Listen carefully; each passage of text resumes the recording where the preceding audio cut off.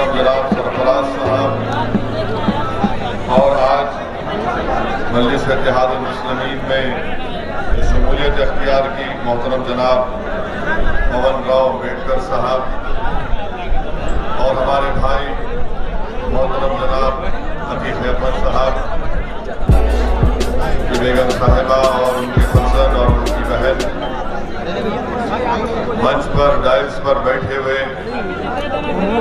उतरला के मजलिस इत्तेहादुल मुस्लिमीन के उम्मीदवार मोअज़्ज़िज़ हाज़रीन इकराम, बुजुर्गान मिल्लत, नौजवान साथियों, मैं आप तमाम का बेहद शुक्रगुजार हूँ कि आपने अपना कीमती वक्त निकालकर आज के इस मीटिंग में शिरकत की। मेरे पास अल्फाज नहीं है कि मैं कैसे आपका शुक्रिया अदा करूं।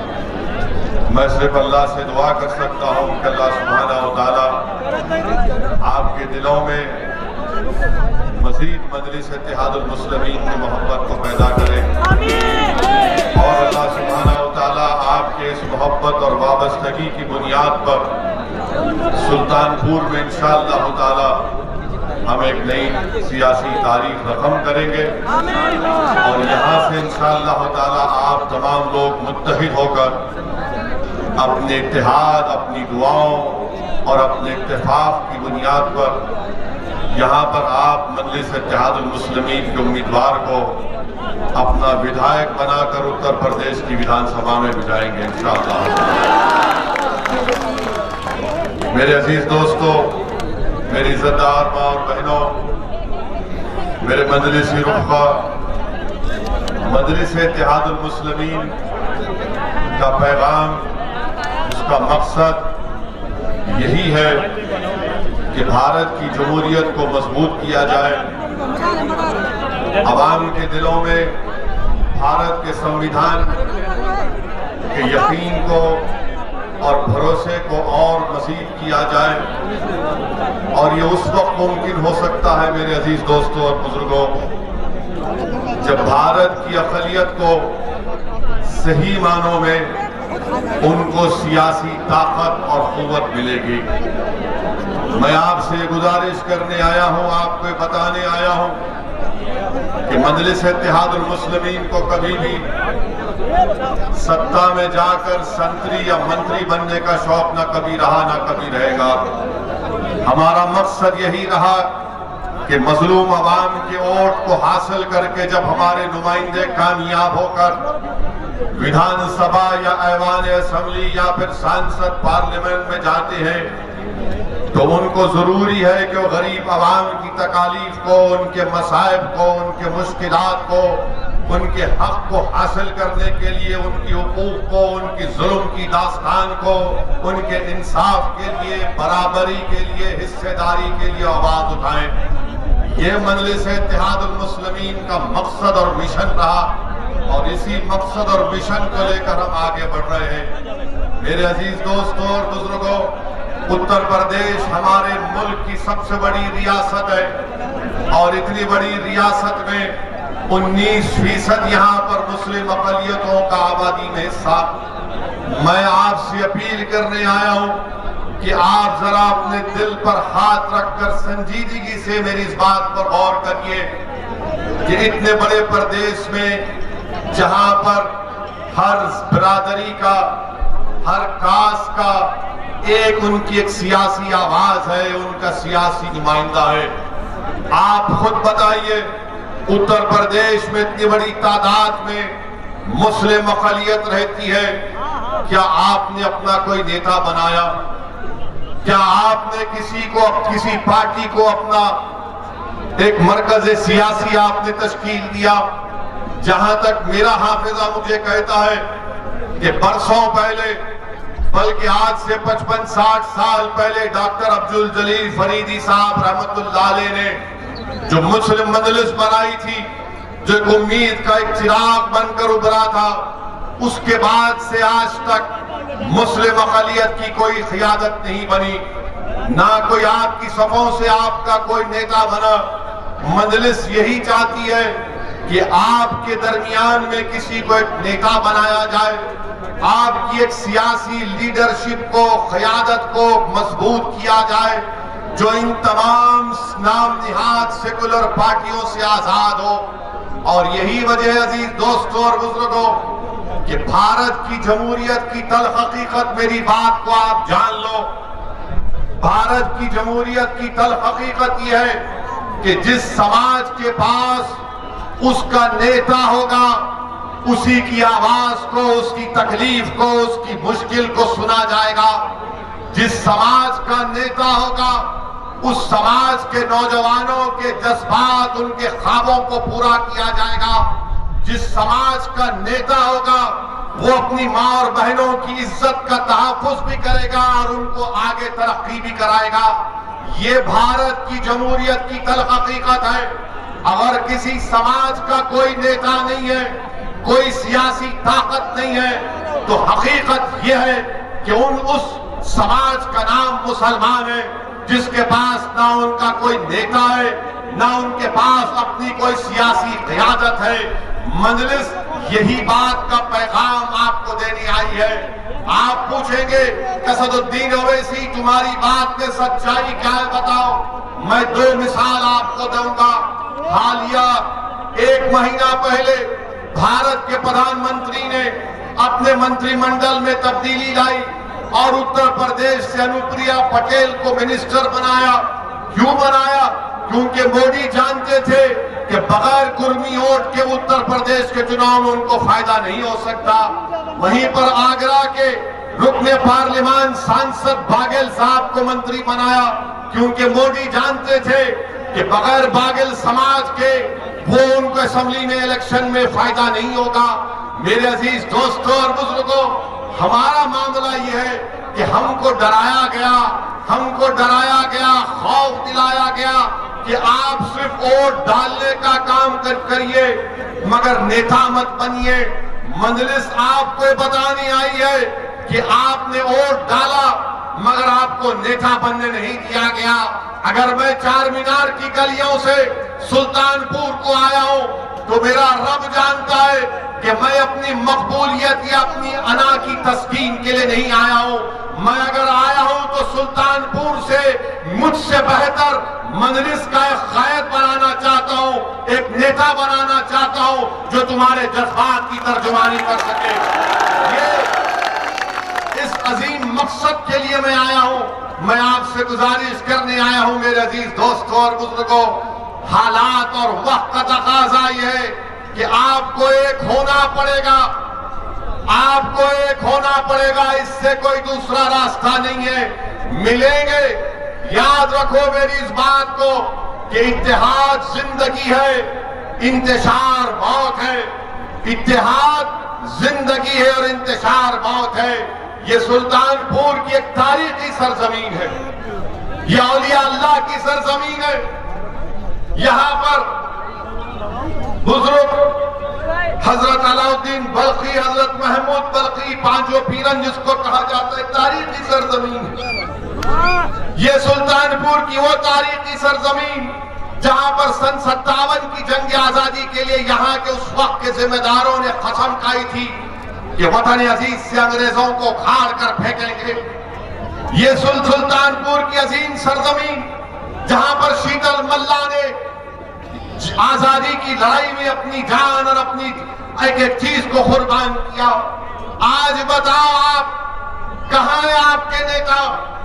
गली में कोई हीरो बन जाता है या कोई छोटा मोटा काम कर लेता है। मैं आपको बताना ये चाह रहा हूं कि आपको नेता बनना है। आप बरसों सिर्फ वोट डालते गए, कभी आपने कांग्रेस को वोट दिया, तो कभी आपने बीएसपी को वोट दिया, तो कभी आपने समाजवादी को वोट दिया। मैं आपको ये बताने आया हूं कि क्या कभी आपने अपने आप को वोट दिया? क्या तुमने कभी अपने आप को कामयाब करने के लिए वोट दिया? तुमने गैरों को कामयाब किया, तुमने अपनों से दामन को छुड़ा दिया। आज ओवैसी तुम्हारे दरमियान में आया है। मैं तुम्हारा भाई भी हूं, तुम्हारा बेटा भी हूं, मैं तुम्हारा चाहने वाला भी हूं और मैं एक इंसान हूं। यकीनन मुझ में कई कमजोरियां होंगी मगर मेरा दिल धड़कता है तो मजलूमों के लिए। मुझे गुस्सा आता है जुल्म को देखकर, मैं जुल्म को बर्दाश्त नहीं कर सकता, मैं नाइंसाफी को बर्दाश्त नहीं कर सकता। इसीलिए मजलिस के मुखालिफिन कहते कि असदुद्दीन ओवैसी की जबान कड़वी है। अरे जबान कड़वी अगर है तो इसका जिम्मेदार तुम्हारी नाइंसाफी है। तुमने 60 साल से हमारा वोट लिया, बल्कि तुमने वोट नहीं लिया, हमारा खून चूस लिया। तुमने हमारा वोट लिया मगर हमारे नौजवान नस्लों को बर्बाद कर दिया। तुमने हमसे वोट तो ले लिया मगर गरीबी हमारा मुकद्दर बनाकर रख दिया। तुमने हमारा वोट तो लिया, हमारे बच्चे और बच्चियों को स्कूल से महरूम कर दिया। तुमने वोट तो लिया और हमारे नौजवानों को जेल में डालकर सड़ा दिया गया। बताओ, ये जब आवाज उठती है, ये जब सवालात उठते हैं, चाहे कांग्रेस हो, समाजवादी हो, बीएसपी हो या बीजेपी हो, कहते हैं कि देखो ये किस जबान में बात कर रहा है। अरे मैं संविधान की जबान में बात कर रहा हूं। वो संविधान जिसको बाबा साहेब अम्बेडकर ने बनाया था।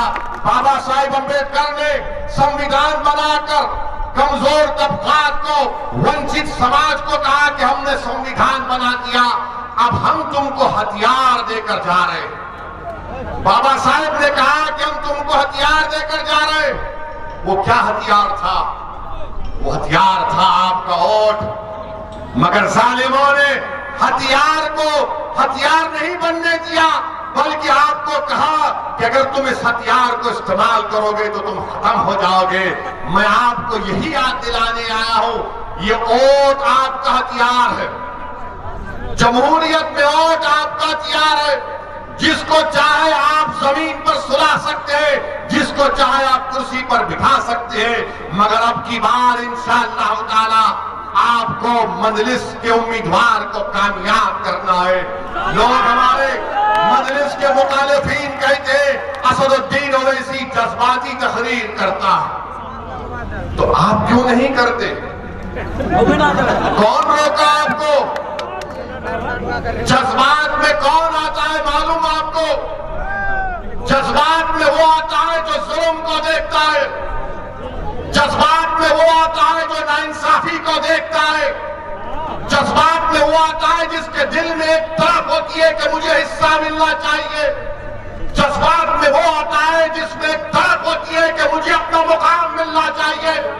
जज्बात में वो आता है जो किसी को देखता है कि नहीं, मुझे भी आसमानों को छूना है, मैं जमीन पर नहीं रहना चाहता हूं। जो लोग जज्बात में नहीं आते वो मुर्दार के मुर्दा कहने के लायक है। इसीलिए मेरे अजीज दोस्तों और बुजुर्गों, जज्बात को जमहूरियत में संविधान की 4 दीवारी में रहकर हमको अपने ख्वाबों को पूरा करना है। और वो ख्वाब क्या है? समंदर की तह में जाकर ख्वाब को तलाश करना नहीं है। वो ख्वाब आसमानों पर या चांद पर जाकर मट्टी लाना नहीं है। मेरा ख्वाब और आपका ख्वाब सिर्फ यही है कि हम मुत्तहिद हो जाएं और अपनी जमात को मजबूत करें। मेरे अजीज दोस्तों और बुजुर्गों, ये Samajwadi party, BSP, Congress, BJP सब हम पर तनकीद करते हैं, अनाप शनाप भगते रहते हैं।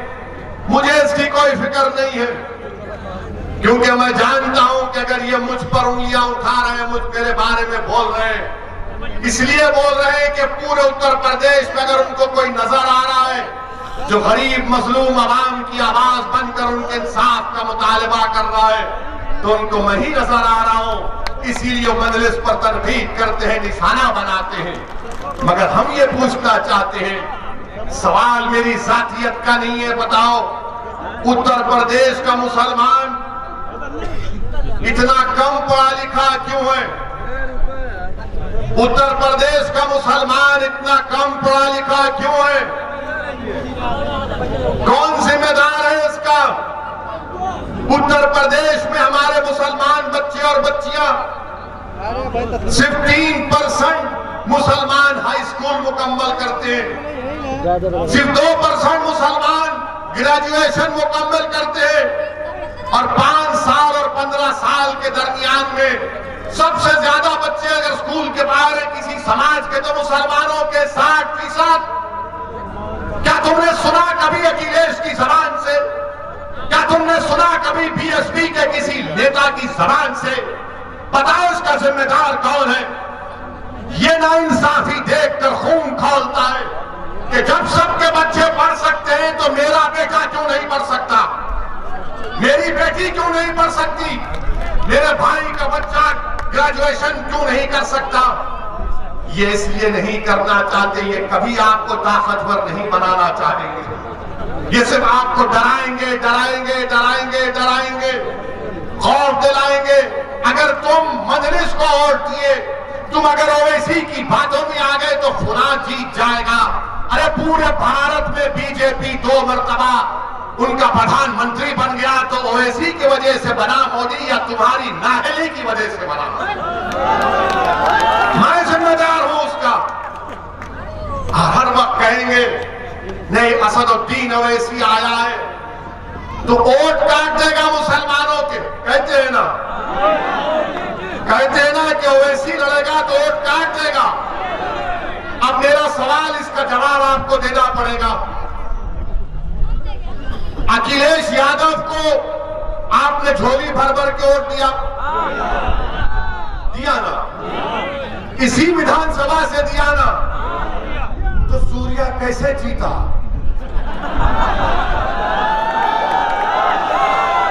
सूर्या कैसे जीता? तुम्हारी वोट से जीता या अखिलेश के लोगों ने वोट नहीं दिया? बताओ, सवाल का जवाब दो। तुमने सूर्या को वोट दिया, ये वो अनूप को वोट दिया, शर्माओ मत, बताओ कितनों ने सपा को वोट दिया? हाथ उठाओ। शर्माओ ने, डरने की जरूरत नहीं, अल्लाह से डरो। अब आप ये अपने दिल से पूछो कैसे सूर्या जीत गया? मैं तो नहीं था ना, हम थे क्या? ये दाढ़ी वाला टोपी वाला तो नहीं था ना, तो फिर कैसे सूर्या जीत गया? कैसे जीता? ये जीता इसलिए क्योंकि अखिलेश भैया के लोग उसको अपना नेता मान लिए, उसको वोट दे दिए। और आप तो बोला नहीं नहीं डालेंगे तो वो जीत जाएंगे। डराया डराया। अब आपको फैसला करना है, डरने और घबराने की जरूरत नहीं है। और 2019 के पार्लियामेंट के चुनाव हुए, क्या बहन जी और अखिलेश मिलकर नहीं लड़े? लड़े ना, लड़े ना। कौन जीता यहां से? ये पार्लियामेंट का चुनाव कौन जीते? पार्लियामेंट का चुनाव कौन जीता? बीजेपी के जीते ना। आपने वोट दिया बीजेपी को? दिया आपने वोट बीजेपी को? देंगे बीजेपी को? फिर जीता कैसा बीजेपी? कैसा जीता बीजेपी? कौन वोट दिया बीजेपी को? ये बात हम जब बोलते हैं तो समाजवादी, बीएसपी, बीजेपी, कांग्रेस सबकी रातों की नींद हराम हो जाती है। क्या हमने 2019 के लोकसभा चुनाव में एक कैंडिडेट खड़ा किया? मजलिस ने खड़ा किया, फिर कैसा जीत गया? कौन जीते? बीजेपी जीत गई। सबसे ज्यादा पार्लियामेंट की सीट पर बीजेपी जीत गई। और ये आके बोलते ओवैसी लड़ेगा, वोट काटने के लिए लड़ा है। अच्छा, अब एक और सवाल का जवाब, जरा दूर से, वहां से आवाज नहीं आ रही। अब इस सवाल का जवाब आप लोग देंगे। क्या तुमने कभी सुना कि हमारे हिंदू भाइयों ने अगर बीजेपी को वोट दिया तो क्या अखिलेश ने कहा कि हिंदू वोट डिवाइड होगा इसलिए मैं हार गया? तुमने सुना कभी? क्या तुमने कभी सुना कि बहुजन समाज के नेता ने कहा कि हमको हमारे दलित समाज ने वोट नहीं दिया तो बीजेपी जीत गई? आपने सुना? इनकी क्या मजाल कि मुझे कहते हैं कि मुसलमान का वोट नहीं मिलेगा तो बीजेपी जीत जाएगी। क्या मुसलमान तुम्हारा कैदी है? क्या तुम उनके गुलाम हो? क्या तुम बहादुर हो? क्या तुम मर्दे मुजाहिद हो? क्या तुम मोमिन हो? क्या तुम रसूलुल्लाह के गुलामों के गुलाम हो? तो फिर अब की बार इन जंजीरों को तोड़ दो मेरे भाई, तोड़ दो इन जंजीरों को।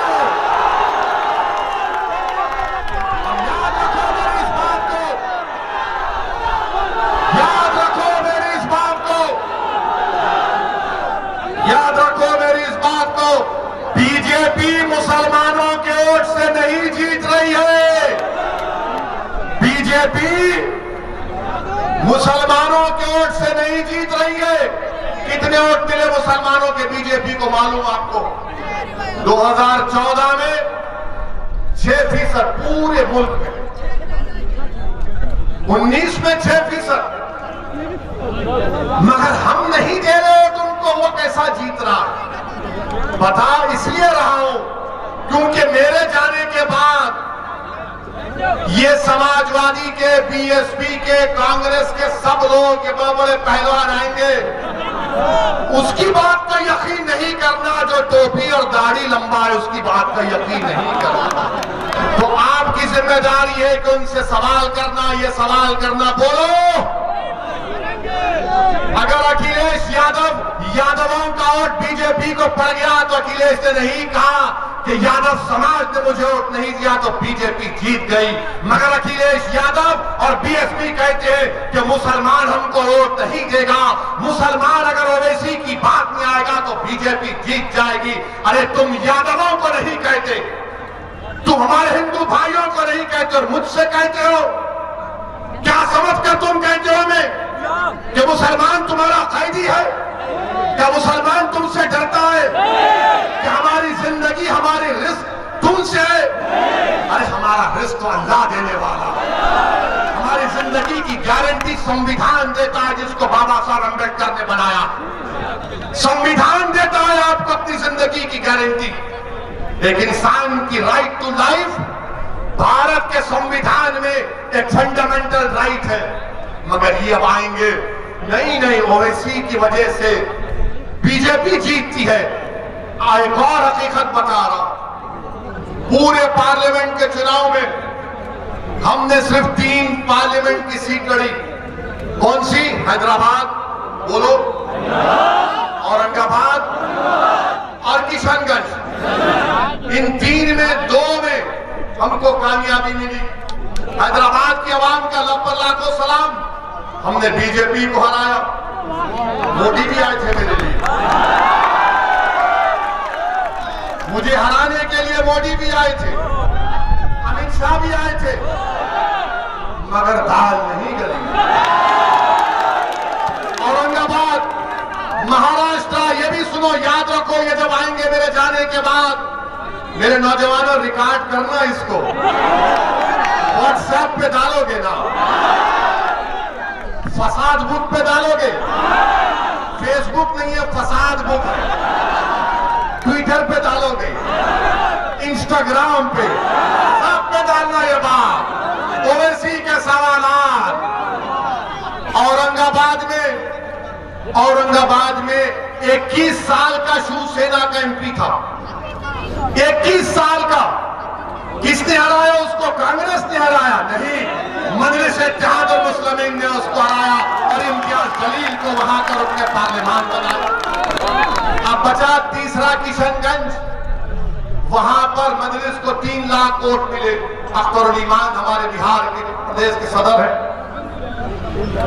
3,25,000 नीतीश कुमार की पार्टी को मिले और 3,50,000 कांग्रेस को मिले। बीजेपी नहीं जीती वहां पे। अब आप बताइए कि जहां मैं लड़ता हूं बीजेपी नहीं जीतती, मगर ये लोग तुमको डरा रहे हैं, ओवैसी आएगा तो ऐसा होगा। मैं ये तमाम सेकुलर पार्टी से कहना चाह रहा हूं, बचपन में बच्चों को सुनाया जाता था, हमने किताबों में पढ़ा कि सो जाओ बेटा वरना शेर आएगा, शेर आएगा। और हम तक बच्चे डरते थे, अम्मा अपने पलों में लपटाती कि बेटा सो जा, सो जा। अब उल्टा हो चुका है, माए कह रही कि बेटा आराम से सो जा, मजलिस आ गई, मजलिस आ गई। ये फर्क, ये तब्दीली हम ला चुके हैं।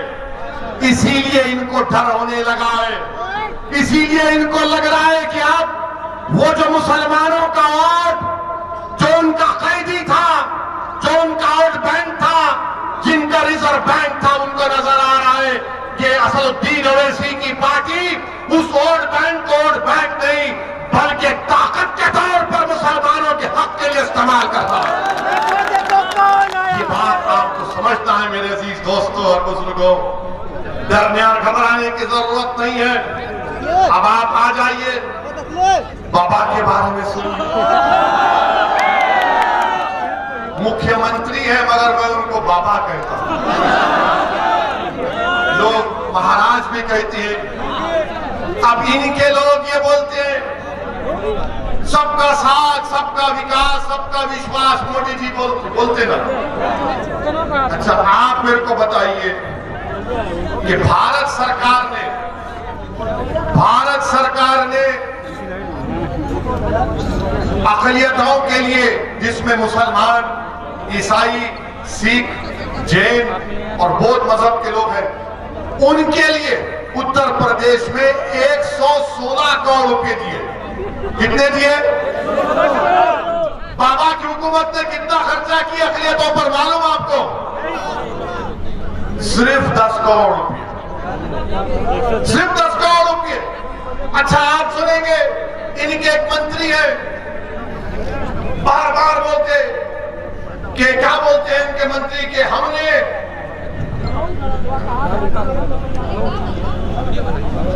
इनके मंत्री कहते हैं कि हमने मुसलमानों को प्रधानमंत्री आवास योजना में हमने घर दिया है।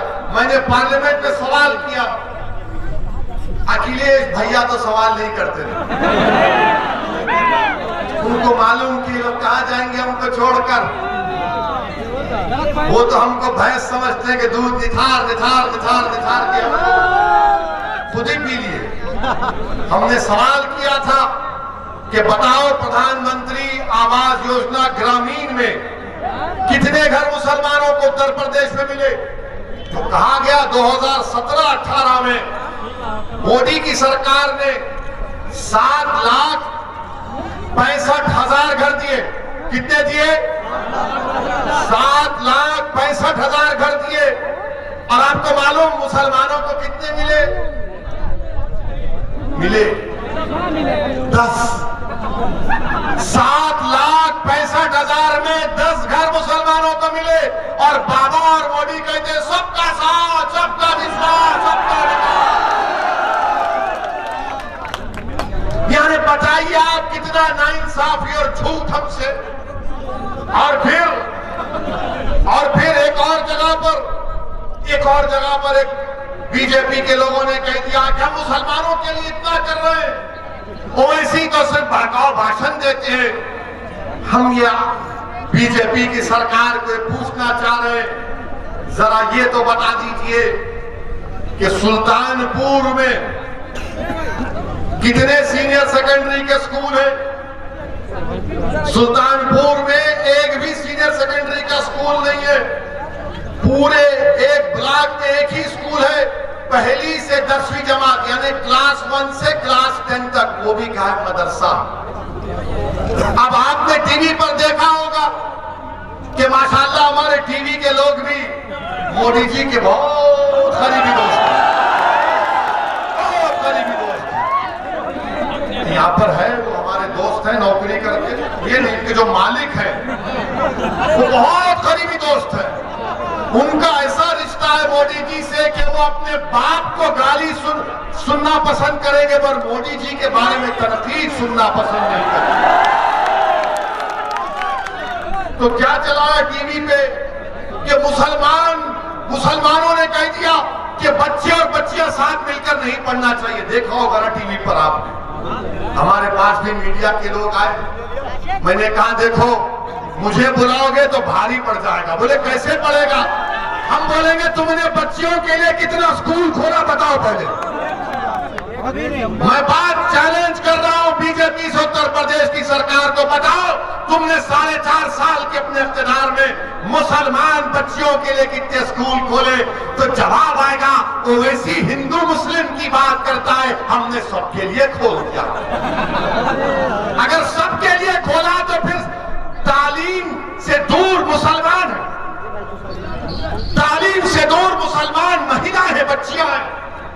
आप उनके लिए नहीं खोलेंगे और आप बोलेंगे नहीं ये साथ मिलके पढ़ना नहीं चाहते। अरे आप स्कूल खोलना नहीं चाहते, आप पढ़ाना नहीं चाहते, ये हाल इनका है। अगर आप जाकर पापा से बोलेंगे पापा स्कूल नहीं है, तो बाबा बोलेंगे नाम बदल दो।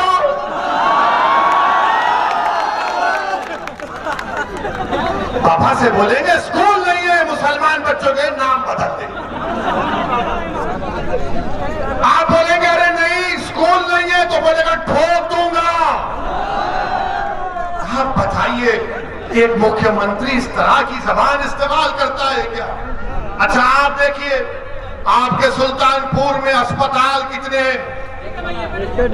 सुल्तानपुर में 2 डिस्ट्रिक्ट हॉस्पिटल हैं और वाराणसी में 4 हैं।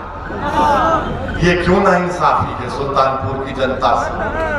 और फिर सुल्तानपुर नगर में 19 पब्लिक हेल्थ सेंटर है, सुल्तानपुर में खाली 40 है। बाबा क्या करेंगे आप? तो बोलेंगे ओएसी ठोक दूंगा। हम अपना हक पूछ रहे हैं, बताइए आप ये क्या हो रहा है? जब ये मसाइल हम उठाते हैं तो इनको लगता है कि नहीं ये ऐसा हो रहा है, ये जज्बात में ला रहा है, ये बीजेपी को फायदा पहुंचा रहा है, ये मुसलमानों के वोट काट रहा है। अरे वो जो उत्तर प्रदेश में हमारा हिंदू भाई मोदी को वोट किया, तुम्हारी जबान में तुम्हारे मुंह में जबान है ना, बोलो उनके बारे में। क्या यादवों ने वोट नहीं दिया मोदी को? या नहीं दिया? इसीलिए सूर्या जीता ना। क्या हमारे दलित भाइयों ने नहीं दिया? क्या ठाकुरों ने नहीं दिया? क्या ब्राह्मण समाज के लोगों ने नहीं दिया? सब देते हैं, मगर कोई ये नहीं कहता कि हिंदू वोट हमको क्यों नहीं मिला। मगर सबकी जबान पे क्या होता है? मुसलमान वोट क्यों जा रहा है? ये आपको फैसला करना है मेरे अजीज दोस्तों और बुजुर्गों। और आज आप देखते हैं कि हमारे मुल्क में महिलाओं की फिक्र किसको? हमारे मुल्क में मालूम आपको किसकी, कौन से महिलाओं की फिक्र है? हर टीवी पे अफगानिस्तान में महिला पे ऐसा हो रहा, अफगानिस्तान में ऐसा। अरे कानपुर में जो हुआ उसके बारे में नहीं बोलोगे? लखनऊ से करीब कानपुर, उत्तर प्रदेश की राजधानी से करीब कानपुर, एक मुसलमान है, उसको मारा और पीटा जा रहा है। तस्वीर की दुनिया में तुमको लेकर जाना चाहता हूं। फर्ज करो कि तुम हो और कानपुर में इस मजमे के तमाम में से कोई एक लोग हो, एक शख्स हो, उसके साथ अपनी बेटी हो 11 साल की, और मौत तुमको घेर कर मार रहा है, पीट रहा है, कह रहा है कि ये नारा लगाओ, वो नारा लगाओ, और तुम्हारी बेटी पुकार रही है इन जालिमों से कि मेरे अब्बा को मत मारो, मेरे अब्बा को मत मारो। क्या 11 साल की बच्ची के जहन में ये चीजें आएंगी कि उसके सामने उसकी बाप की बेइज्जती की गई? किसने आवाज उठाई? बोलो। कोई आवाज नहीं उठाया। मुझे बयान देना पड़ा टीवी पर जाकर, तो तब जाकर हरकत में आए। इन बच्ची के बारे में कौन बात करेगा? कौन बात करेगा उस बच्ची के बारे में? मेरे अजीज दोस्तों और बुजुर्गों, इस मुल्क की आजादी में जैसा मैंने कहा कि सन 57 की जंग आजादी में हमने हिस्सा लिया, हमारे उलमाओं ने जिहाद का फतवा दिया। अल्लामा फजल कैराबादी की कुर्बानी को कोई सुबह क़यामत तक नहीं बुला पाएगा इंशाअल्लाह। वहीं पर चौरी चौरा का वाकया हुआ था, एक पुलिस स्टेशन पर हमला हुआ। आपको मालूम वो चौरी चौरा जिसका वाकया हुआ, जिसको हमारे मुल्क के प्रधानमंत्री ने कहा था कि इसको बच्चों को पढ़ाना चाहिए, मगर प्रधानमंत्री ये बोलना भूल गए कि चौरी चौरा का वाकया अगर किसी ने शुरू किया तो उसका नाम अब्दुल्ला चुड़ीहार था। उसका नाम अब्दुल्ला चुड़ीहार था। वो मनीहार बरादरी का था और वही लोगों ने, उनको सजा हुई थी, जिंदगी बर्बाद हो गई, मगर मुल्क के लिए कुर्बान किया। और वही मनीहार बरादरी का तस्लीम नामी शख्स मध्य प्रदेश इंदौर में चूड़ियां बेचने जाता है, तो उससे कहा जाता है तेरा आधार कार्ड क्या है, तेरा नाम क्या है। उसके चूड़ियों को लूट लिया जाता, उसके पैसों को छीन लिया जाता। बताओ मोदी जी, क्या यही चौरी चौरा के मुजाहिदीन को खराज अकीदत आप पेश कर रहे हैं कि अब्दुल्ला चूड़ीहार का जानशीन उसकी नस्ल का तस्लीम पर मारा गया? उसको बताइए आप मेरे अजीज दोस्तों और बुजुर्गों, मेरे अजीज दोस्तों और बुजुर्गों, बड़े बड़े जुल्म के वाकयात हमारे मुल्क में हो रहे हैं, जिसको देख कर अगर आंख में आंसू नहीं आएंगे तो याद रखो तुम इंसान कहलाने के लायक नहीं हो। कभी एक फकीर है तो उसको मारा जाता है कि तूने क्यों भीख मांगी। खुर्शीद का वाकया यहां पर हुआ नहीं हुआ। खुर्शीद अहमद का वाकया सुल्तानपुर में हुआ और सबसे पहले वहां पर हमारे अकरम बेग साहब और सरफराज साहब पहुंचे। ये जुल्म के वाकयात हमारे पर इस प्रदेश में और पूरे मुल्क में हो रहे हैं। मेरे अजीज दोस्तों और बुजुर्गों, मैं आपको सिर्फ यही बताना चाहता हूं कि डरने और घबराने की जरूरत नहीं है। याद रखो, भारत का संविधान आपको इस बात की इजाजत देता है कि आप अपने मजहब पर चलें। आपको मजहबी आजादी दे दी गई है। आप अपने मस्जिदों को आबाद रखें। भारत के संविधान में आपकी जिंदगी, हर भारत के शहरी की जिंदगी एक बुनियादी हक है, फंडामेंटल राइट है। डरने और घबराने की जरूरत नहीं है। और एक बात मेरी याद रखो कि जो जुल्म करता है ना, वो जालिम खत्म हो जाता है। फिरौन था ना, फिरौन मालूम कौन था आपको? फिरौन एक बादशाह था, जुल्म करता था और अपने आप को खुदा कहता था। तो अल्लाह ने हजरत मूसा को उसकी तरफ भेजा और उसके दरबार में, फिरौन के दरबार में गरीब लड़की थी, बहुत गरीब थी, झोपड़ी में रहती थी। उसका काम यह था कि फिरौन के बेटी के बालों को कंघी किया जाए। और एक दिन जब वो फिरौन के महल में बादशाह की बेटी के बालों में कंघी कर रही थी तो कंघी नीचे गिर गई। उसने झुककर उठाया और कहा कि मेरा रब वो है जो मूसा और हारून का रब है, कि रब मूसा और हारून, मेरा रब वो है जो अल्लाह है। उसने कहा, तो बादशाह की बेटी ने कहा कि तू मेरे बाप को खुदा नहीं मानती? तो उसने कहा, नहीं, मैं उसको खुदा मानती हूं जो तेरे बाप का और तेरा और मेरा वो अल्लाह है, मैं उसको अपना रब मानती हूं। उसने जाकर अपने बाप से कहा कि एक कनीज है काम करने वाली जो मेरे बालों में कंघा करती, वो तुझको खुदा नहीं मानती। फिरौन ने उसको अपने दरबार में बुलाया। उसके दो बच्चे थे, एक शीरखार बच्चा था और एक 10-11 साल का बच्चा था। दो रिवायतें हैं। एक रिवायत में आया कि फिरौन ने कहा कि क्या तू मुझे खुदा नहीं मानती? तो उसने कहा, नहीं, मैं उसको मानती हूं जो तेरा भी रब है और मेरा भी रब है, वो अल्लाह है। उसने कहा, देख, मैं एक बार तांबे का बर्तन लाया, उसमें तेल डाला और उसको खूब जलाया और कहा कि अगर नहीं मानेगी मुझे खुदा तो तेरे बेटे को उसमें डाल दूंगा, तेरे 10 साल के बेटे को। उसने कहा कि मैं तब भी तुझे अपना रब नहीं मानूंगी, मेरा रब वो है जो तुझे और मुझे और सारी कायनात को बनाया अल्लाह। उस जालिम फिरौन ने उस बच्चे को उसकी मां के हाथ से छीनकर तेल में डाल दिया। वो बच्चा फौत हो गया। फिर पूछा, बोल अब क्या बोलेगी? तो उसने जब देखा कि बच्चे की हड्डियां सामने आ गई, उसकी आंख से आंसू निकलना शुरू हो गए, तो बादशाह फिरौन ने कहा, अब तू डर गई, अब मान ले मुझे खुदा, तेरी आंख में आंसू आ गए। तो उस लड़की ने कहा कि मेरे आंख में आंसू मेरे बच्चे की मौत की वजह से नहीं या तेरी खौफ की वजह से नहीं, मेरे आंख में आंसू सिर्फ इसलिए आए कि अल्लाह मुझे एक ही जान दिया अपने दीन पर कुर्बान करने के लिए।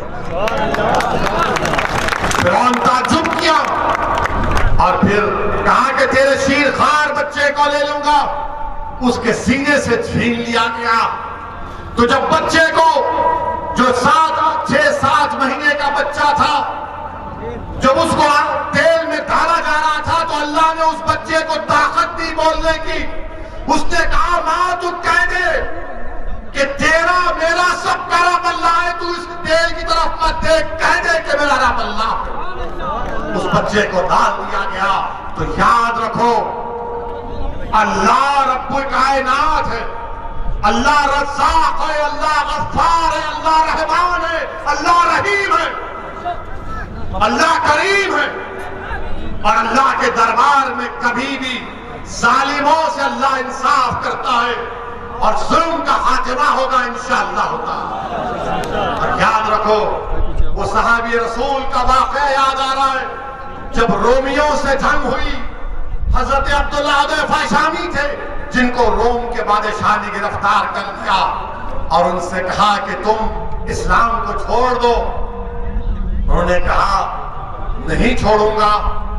उसने कहा मेरी बेटी से शादी कर ले। उन्होंने कहा मेरा शादी करने का इरादा नहीं है। उसने जेल में डाल दिया। एक बदकिरदार किस्म की एक महिला को उसके पीछे लगा दिया। वो जेल में भागते थे, उससे कहते थे कि मुझे हाथ मत लगा, तू गैर महरम है। फिर बादशाह ने बुलाया उनको और कहा कि चलो मैं तुमको एक और ऑफर देता हूं, तुम मेरी अंगूठी को चूम लो। उस अंगूठी पर कुछ और निशान था। उन्होंने कहा यह भी नहीं कर सकता।